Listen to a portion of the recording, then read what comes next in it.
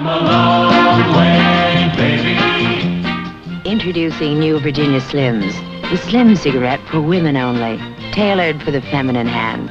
Slimmer than the fat cigarettes men smoke.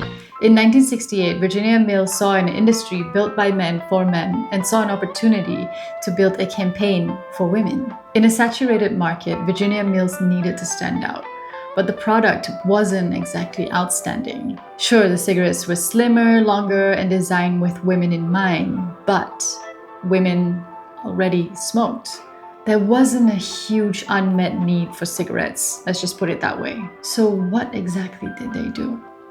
Instead of saying, this cigarette is made for women, they said, this cigarette belongs to the modern woman. They celebrated a narrative of progress, contrasting the restrictions that women had historically faced with the freedoms that many were claiming in the late 1960s. The cigarette became a symbol for that story. So, when your product isn't meaningfully different, make your meaning different. The campaign became one of the most iconic advertising campaigns in history. But Juria, we're not in the 60s anymore. Why are you bringing up the past? Well, stay with me. I'm getting to my point. Have you ever assumed that everyone else thinks the way that you do? Same opinions, same values, same sense of humor, same taste. Well, psychology actually has a name for that. It's called the false consensus effect, a term introduced by social psychologists Lee Ross, David Green, and Pamela House in, I believe, was it 1977? In simple terms, we naturally assume that our perspective is the normal one. Just think about your friends. Chances are they laugh at the same silly reels that you do. I know that my friends do. Well, I kind of hope they do. They probably share similar values, maybe even the same weird niche interests, which I find honestly lovely. And that's quite literally why they're your friends, right? Until you start mistaking your friendship group for the entire population. Eventually, someone is going to disagree with you.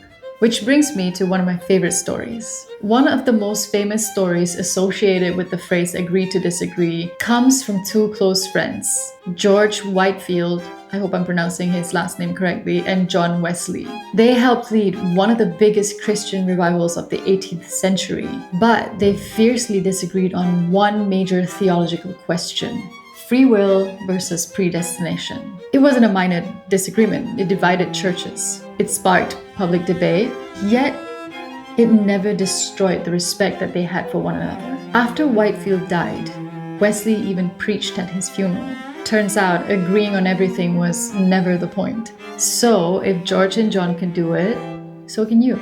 Anyway, why am I telling you all of this? A story from the 18th century? Do you even care? Well, because people tend to have a horrible habit of assuming that everybody thinks like them. Now let's bring it to modern times, social media. If you're making content that only you would watch, that simply narrows down the audience to one. Congratulations.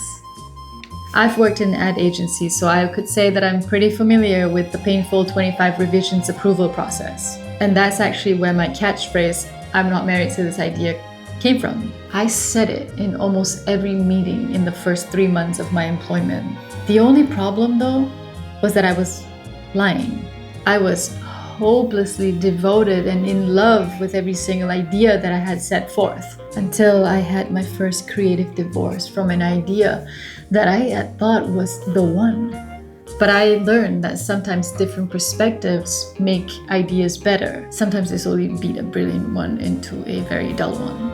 That happens too, unfortunately. But the point is this: don't immediately marry your ideas. But if you insist on marrying one, make sure that it's the one. Make sure that it survives criticism. Make sure that it survives better ideas. Otherwise, it's probably gonna leave you anyway. So here's my recommendation. Have situationships with your ideas. Challenge them. Get to know them. Let them evolve. And most importantly, let them die when they're supposed to die. Don't cling on to that toxic situationship of yours. Don't get me wrong though, if an idea is dynamite in a bottle, stand 10 toes down. You gotta back yourself. But that's for another video. Now, before you get too excited about all these situationships that I'm recommending to you, let me balance things out. You still need constraints. You can't just execute every idea that pops into your head the same way that you probably shouldn't have situationships with every Tom, Dick, and Harry. I mean, no judgments. That would be quite tiring and I think pretty bad for your mental health. That's not creativity, that's just chaos. You have to choose your ideas and you have to choose them wisely. Because constraints don't kill creativity, they give them a sense of direction. What's the best way to pressure test an idea? Give it constraints. Here's a case study for you. I run 17 miles every morning.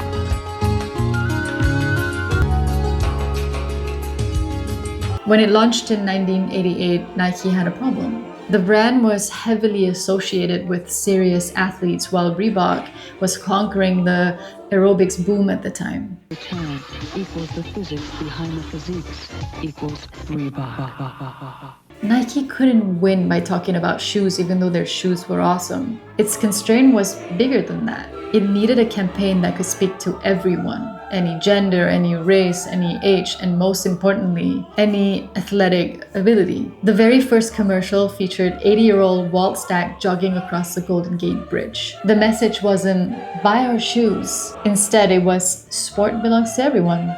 Now here's another one, Absolut Vodka. For more than 25 years, every ad had to feature the same bottle. Imagine getting that creative brief.